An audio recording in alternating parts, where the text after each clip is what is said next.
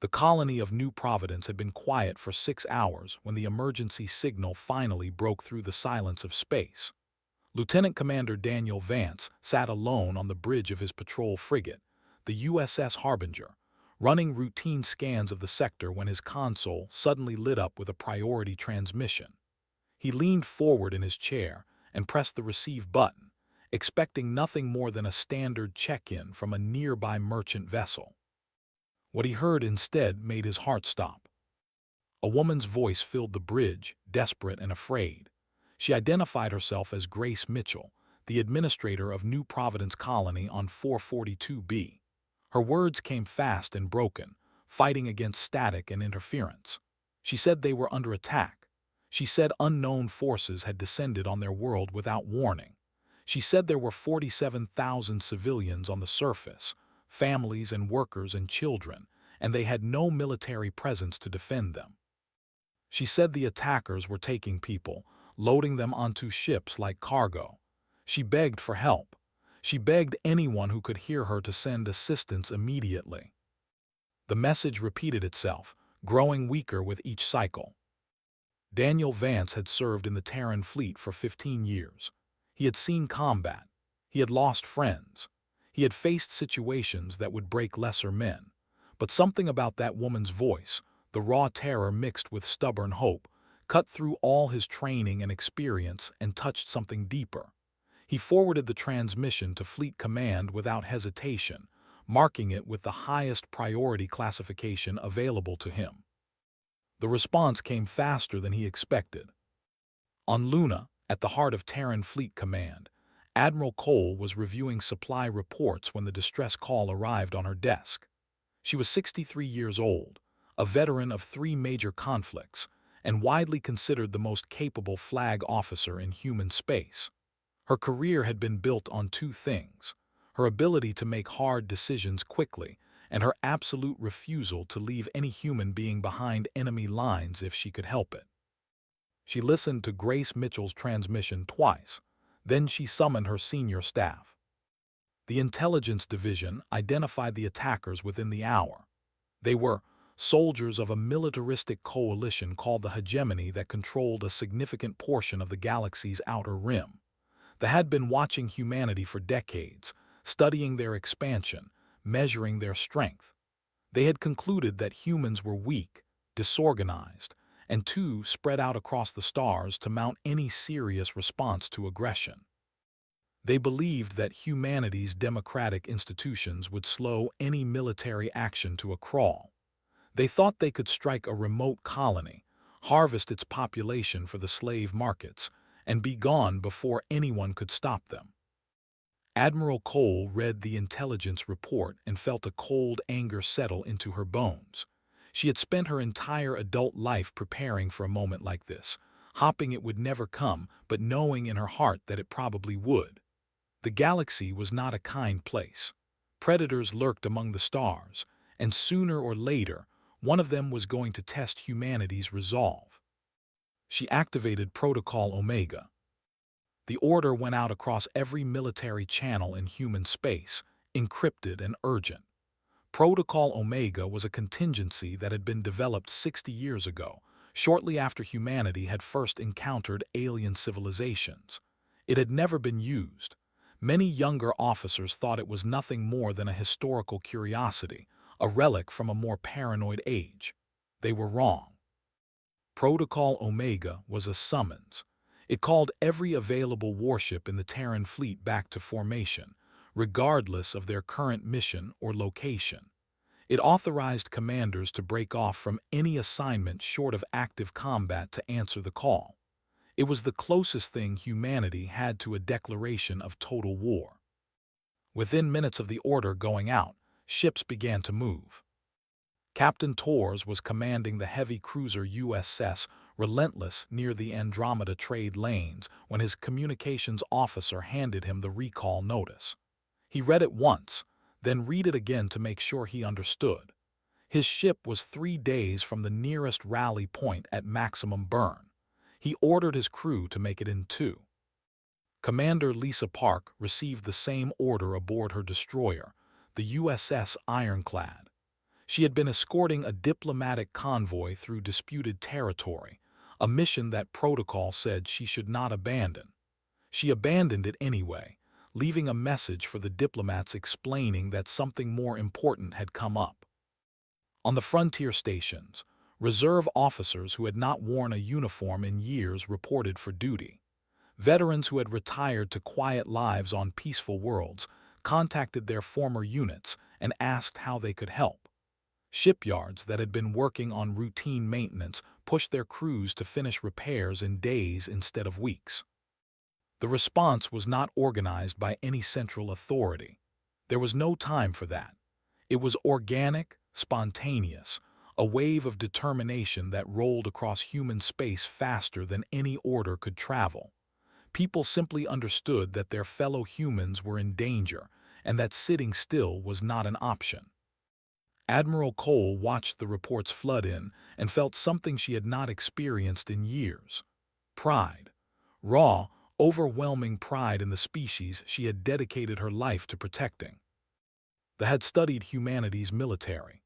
They had analyzed tactics and counted ships and calculated response times, but they had missed something crucial. They had failed to understand that humans did not think of their scattered colonies as separate nations competing for resources. They thought of them as family, and when someone threatened your family, you did not stop to calculate odds or measure risks. You simply acted. 3 days after Grace Mitchell's distress call echoed across the stars, the largest war fleet in human history began to assemble at the edge of the system. Ships arrived in waves, emerging from hyperspace in formations that filled the sensor screens of every monitoring station in the sector.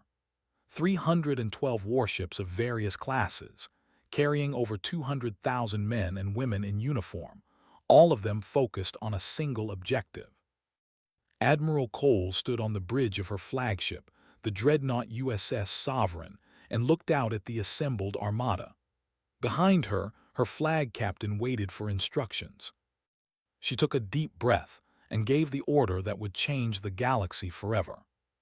Send a message to the forces at New Providence. Tell them they have one chance to surrender and release our people unharmed. One chance. Make sure they understand that. The message was sent. The response came quickly, a mocking refusal accompanied by footage of human colonists being forced onto slave transports at gunpoint.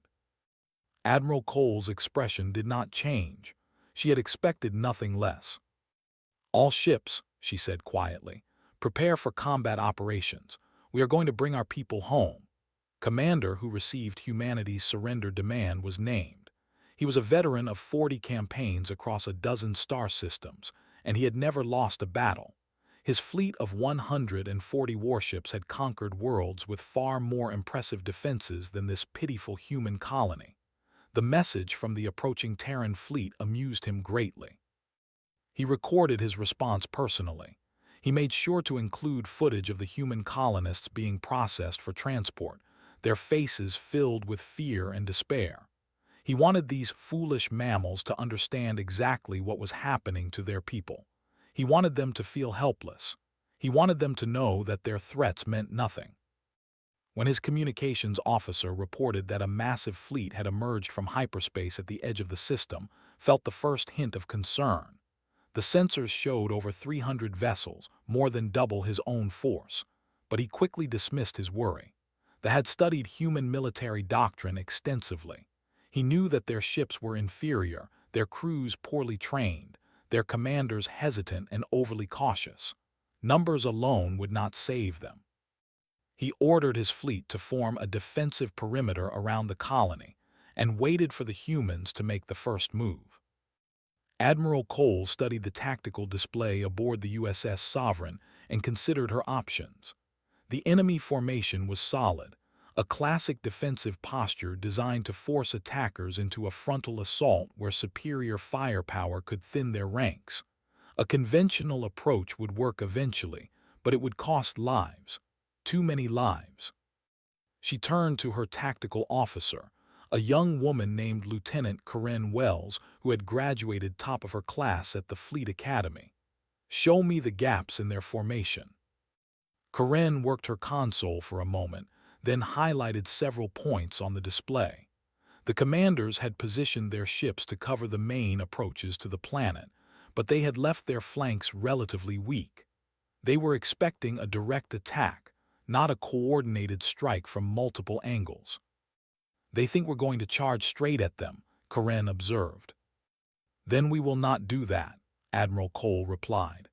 She began issuing orders, dividing her fleet into 6 separate task forces with specific objectives and timetables. Captain Torres received his assignment aboard the USS Relentless. His heavy cruiser would lead Task Force 3 on a flanking maneuver around the enemy's left side, drawing fire away from the main assault group. It was a dangerous position, exposed and vulnerable, but Torres did not complain. He understood what was at stake.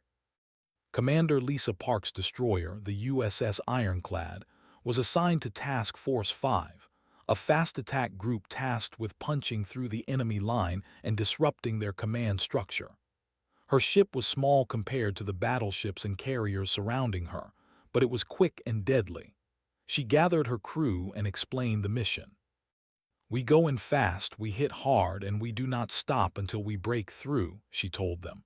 "Those are our people down there. Every minute we waste is another minute they suffer. Any questions?" There were none. The battle began at 600 hours Standard Time. Task Force 1, led by the carrier USS Valkyrie under Captain Victor Hayes, launched the opening strike. 300 fighters and bombers streamed out of their launch bays and raced toward the enemy line, their pilots pushing their engines to the limit. They responded with a wall of defensive fire, but the human pilots were ready. They had trained for years for exactly this kind of engagement. Lieutenant Grant flew at the head of her squadron, her eyes fixed on the enemy carrier that loomed in her targeting display. She was 26 years old, born on a colony not unlike New Providence. The thought of families like her own being dragged onto slave ships filled her with a cold fury that sharpened her focus to a razor edge. "Stay tight," she ordered her. "We hit the engines first, then circle back for the command section." The point defense systems filled the void with plasma fire, but her squadron weaved through it like dancers, their movements perfectly synchronized. She felt a near miss shake her fighter but did not flinch. There was no room for fear, only purpose. Her missiles found their target. The enemy carrier's main engines erupted in a chain of explosions that sent the massive ship spinning out of control. Was already pulling away, searching for her next target, before the debris had finished spreading. While the fighters engaged the enemy fleet, the main battle groups began their approach. Captain Torres led Task Force 3 around the enemy's left flank, his ships drawing fire from a cluster of destroyers that had been positioned to guard that sector. The exchange was brutal. Torres watched 2 of his escort frigates take critical damage in the opening minutes, their shields failing under concentrated plasma bombardment. "Return fire," he ordered calmly. "Focus on their lead ship." The USS Relentless unleashed a devastating barrage from her main. The magnetically accelerated projectiles crossed the distance between the 2 fleets in seconds and slammed into the destroyer with enough force to punch clean through its hull. The enemy ship broke apart, and suddenly there was a gap in the defensive line. "All ships push through," Torres commanded. "Do not let them regroup." On the other side of the battlefield, Commander Lisa Park was leading Task Force 5 on a direct assault against the enemy's center. Her destroyer squadron was taking heavy fire, but they pressed forward relentlessly. The USS Ironclad shuddered as a plasma bolt struck her forward shields, but the barrier held. "Damage report," Lisa demanded. "Shields at 60%, her tactical officer replied. "Hull integrity stable." "Then we keep going." The commander watched the battle unfold from his flagship with growing disbelief. The humans were not behaving as his intelligence had predicted. They were not cautious. They were not hesitant. They were attacking with a ferocity and coordination that he had never encountered in any of his previous campaigns.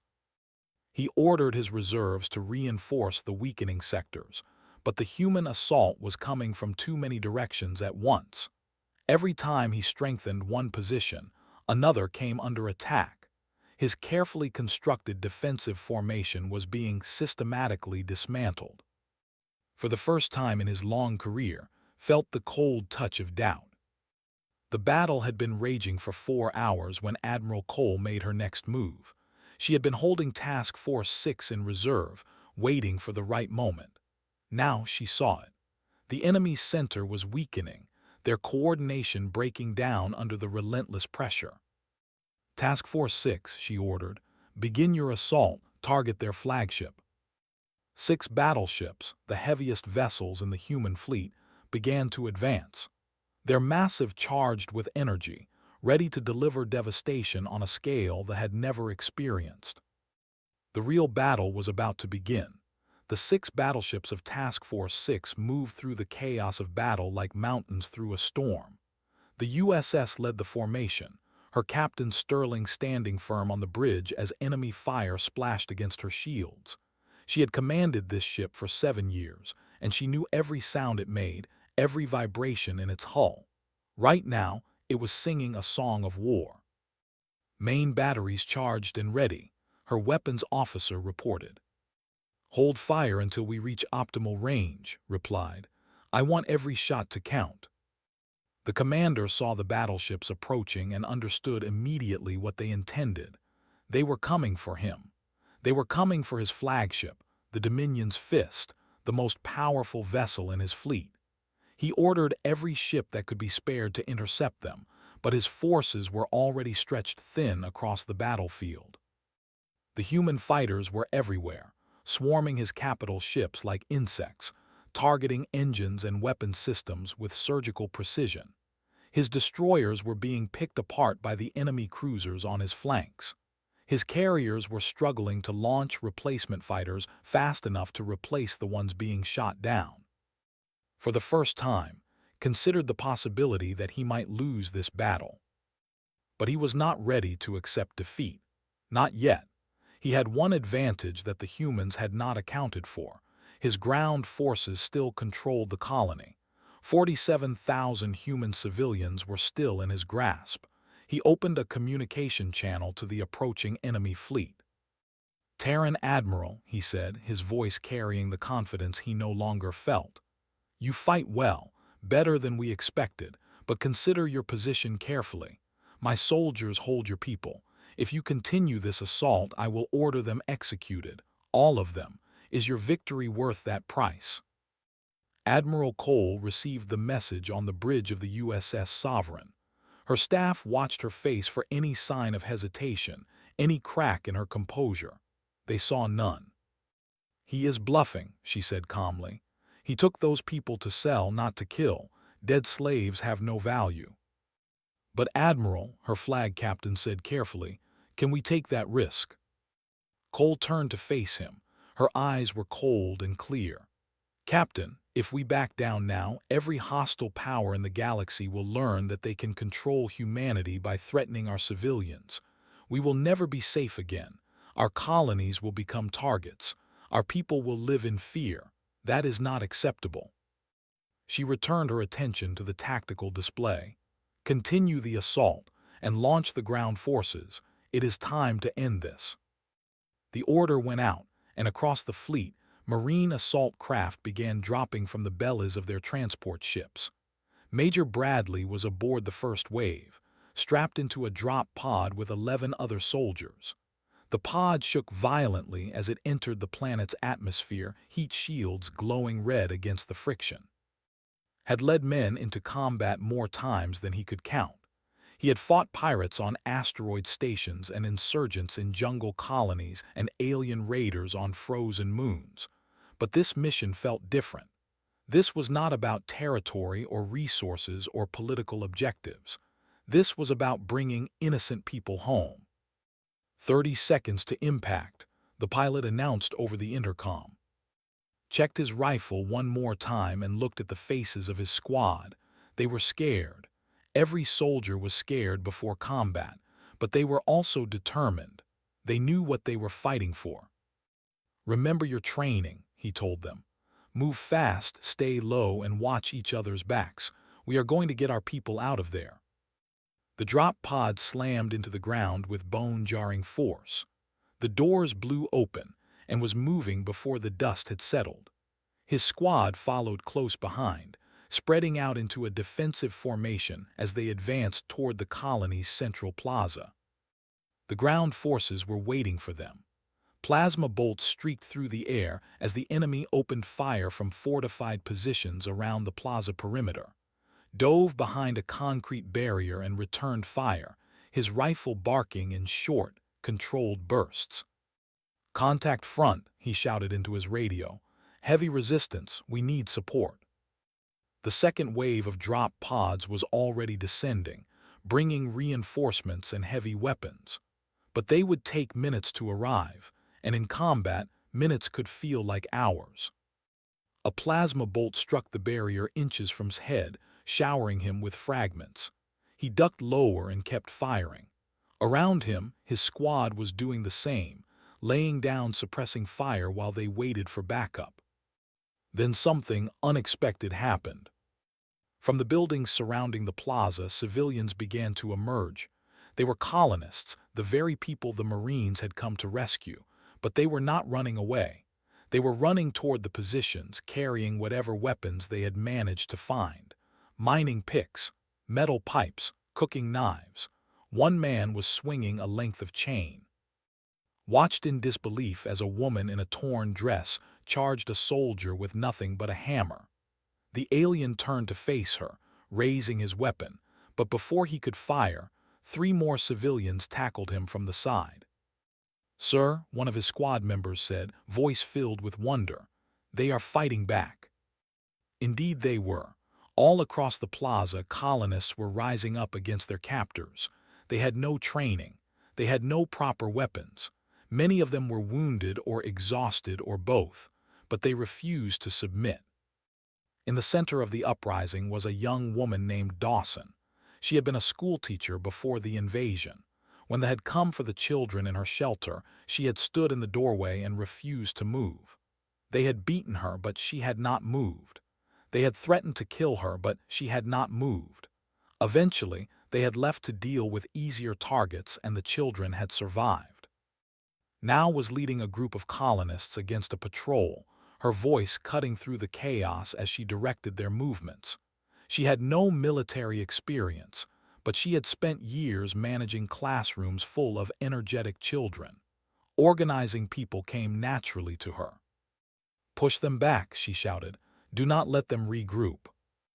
The combination of the Marine assault and the civilian uprising through the ground forces into confusion. They had expected to face professional soldiers in a conventional battle.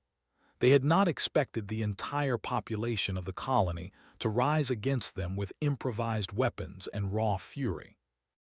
Major Bradley pushed forward, his squad linking up with the colonists as they advanced. He found Dawson crouched behind an overturned vehicle, blood running from a cut on her forehead, but her eyes bright with fierce determination. "Ma'am," he said, "I am Major Bradley, Terran Marines. We are here to get you out." Looked at him and smiled. It was a tired smile, worn thin by days of terror and violence, but genuine nonetheless. "Took you long enough," she said, "but I suppose better late than never." Above them, the battle in space was reaching its climax. The fleet was breaking apart under the relentless human assault. But the fight was far from over, and the price of victory was still being counted. The battle had been raging for 10 hours when the tide finally turned. In space, the fleet was in full retreat. Their defensive formation had collapsed under the sustained assault from multiple directions, and now their surviving ships were scattering, each captain trying to save his own vessel rather than hold the line. Commander watched his carefully planned conquest fall apart around him and felt something he had never experienced before in his long military career: despair. The Dominion's fist was surrounded. 6 human battleships had formed a ring around his flagship, their weapons charged and ready. His shields were failing. His engines were damaged. Half his crew was dead or wounded. He had no options left. Admiral Cole opened a channel to the enemy flagship. "Commander, your fleet is destroyed. Your ground forces are being overrun. You have nothing left to fight with. Surrender now and your surviving crew will be treated according to the laws of war. This is your final offer." Considered his choices. He could fight to the death, taking as many humans with him as possible. It would be the honorable thing to do by standards. His ancestors would approve. But as he looked at the faces of his remaining crew, young soldiers who had followed him into this disaster, he found that he could not condemn them to die for his pride. He gave the order to lower shields and power down weapons. Across the battlefield, other ships followed his example. The fighting in space came to an end not with a dramatic final explosion, but with a quiet wave of surrenders as the surviving enemy commanders recognized the hopelessness of their situation. But the victory had come at a terrible cost. The frigate USS Morningstar had been destroyed in the opening hours of the battle, overwhelmed by concentrated enemy fire while trying to protect a damaged transport ship. All 230 crew members were lost. Captain Sterling of the USS had watched it happen, had heard the final transmissions from the Morning Star's captain as his ship came apart around him. He had not screamed or begged. He had simply reported his status calmly until the transmission cut off. The cruiser USS Endeavour had sacrificed herself later in the battle, positioning her hull between a suicide ship and a civilian transport carrying 3,000 evacuees from the colony surface. The enemy vessel had been packed with explosives, intended to kill as many humans as possible in a final act of spite. The Endeavour's captain, a man named Peter Collins, had seen it coming and made his choice without hesitation. His ship absorbed the explosion meant for the civilians. No one aboard survived. The destroyer USS Sentinel had fought until her weapons were empty, and her hull was breached in a dozen places. Her crew had refused to abandon ship even when ordered to do so, choosing instead to keep fighting until the very end. When the battle was over, rescue teams found the Sentinel drifting dead in space, her interior a tomb for the 67 men and women who had given everything they had. In total, humanity lost 14 ships and over 3,000 personnel in the Battle of New Providence. Every one of them had known the risks. Every one of them had chosen to come anyway. On the ground, the fighting continued for several more hours after the space battle ended. The soldiers were cut off from retreat and reinforcement, but many of them chose to fight rather than surrender. Major Bradley led his Marines through the streets of the colony, clearing enemy positions one by one, taking casualties with every advance. The colonists fought alongside them. Men and women who had never held a weapon before stood shoulder to shoulder with trained soldiers, refusing to let their liberators fight alone. They paid for their courage with blood. Dozens of civilians died in the final hours of the battle, killed by enemies who could no longer hope to win, but were determined to inflict as much damage as possible before the end. Dawson was everywhere during those terrible hours. She organized medical care for the wounded. She directed civilians to safe zones. She personally led a group of volunteers to rescue a family trapped in a burning building. When a Marine fell wounded beside her, she dragged him to cover and held pressure on his wound until a medic could reach them. "You should get to safety," Major Bradley told her when they crossed paths near the colony's main hospital. Looked at him with exhaustion written across every line of her face. "There is no safety until this is over, and I will not hide while others are dying to save us." Bradley did not argue. He had seen too many acts of courage that day to doubt anyone's determination. The last holdouts surrendered as the sun set over New Providence. The battle was finally over. The colony was free. Admiral Cole received the news aboard the USS Sovereign and allowed herself a moment of quiet relief. Then she began the work of organizing the aftermath. Medical ships were dispatched to the surface. Engineers were sent to assess the damage to the colony's infrastructure. Supply convoys were already on their way from the nearest Terran worlds, carrying food and medicine and building materials. She also ordered a full accounting of the human cost. She wanted to know every name, every face, every story. These people deserved to be remembered. The final tally was sobering. In space, 3,217 military personnel had died. On the ground, 217 Marines had fallen.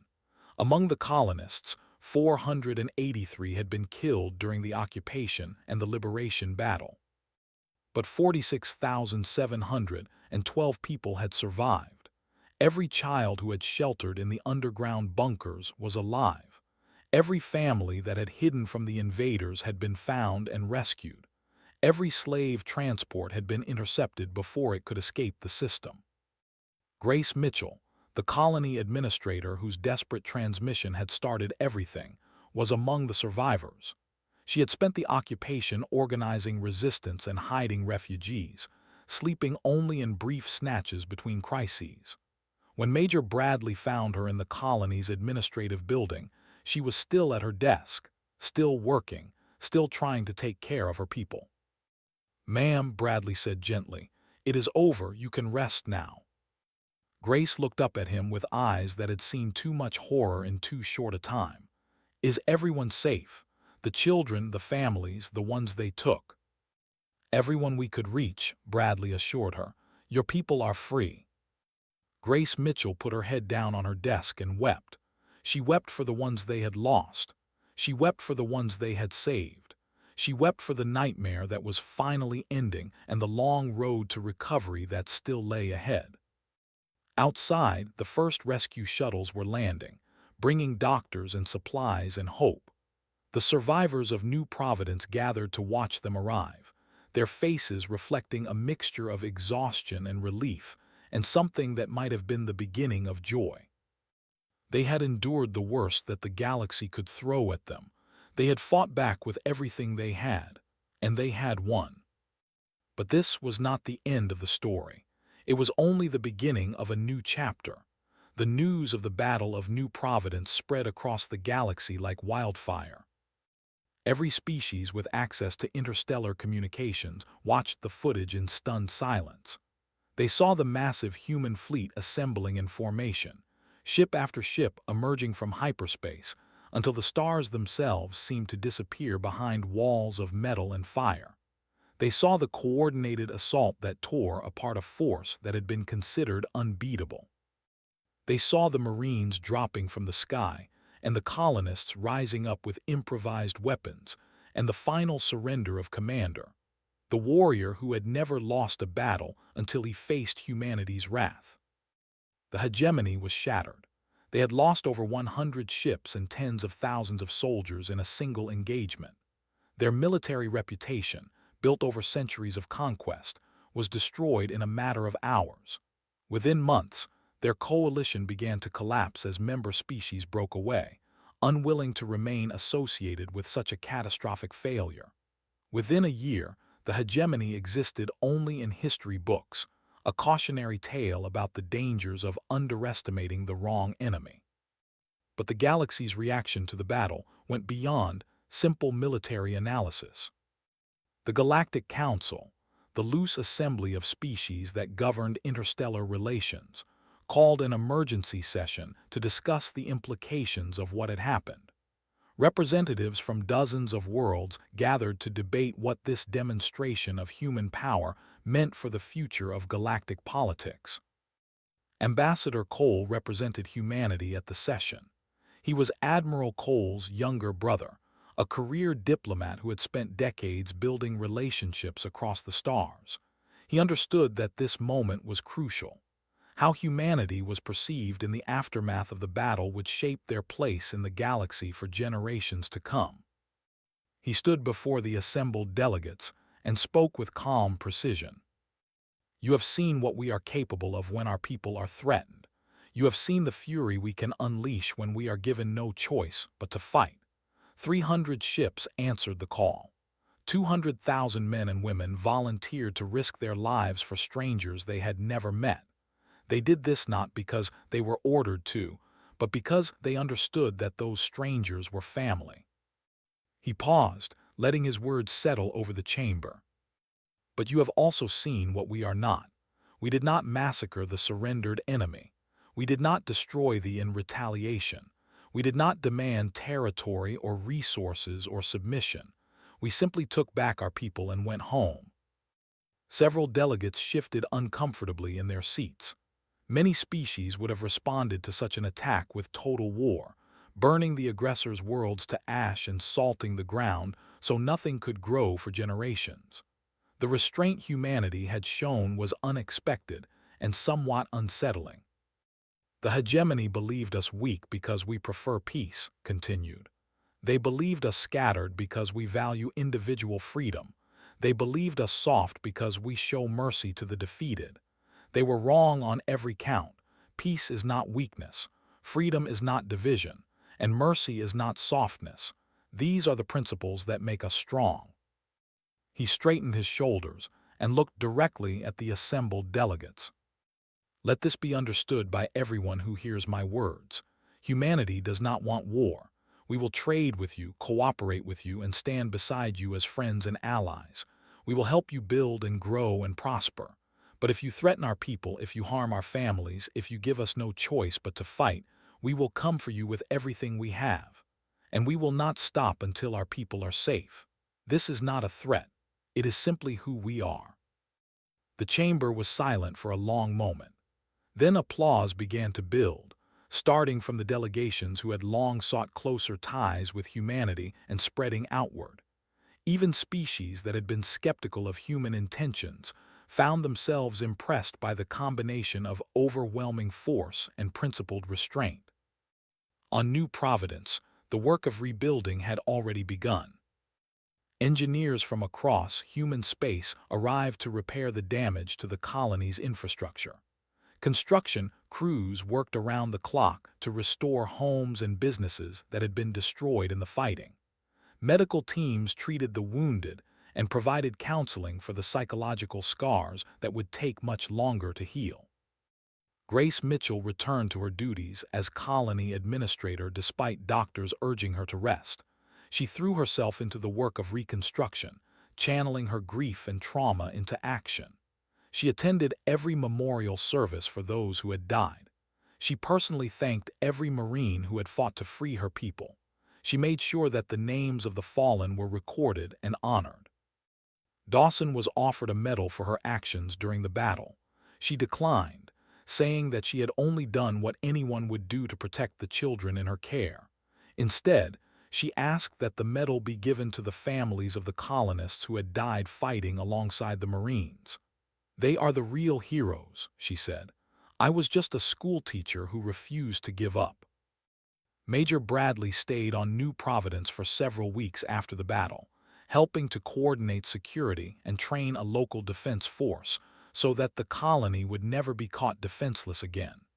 Before he left, he visited at her school, which had reopened in a temporary building while the original was being repaired.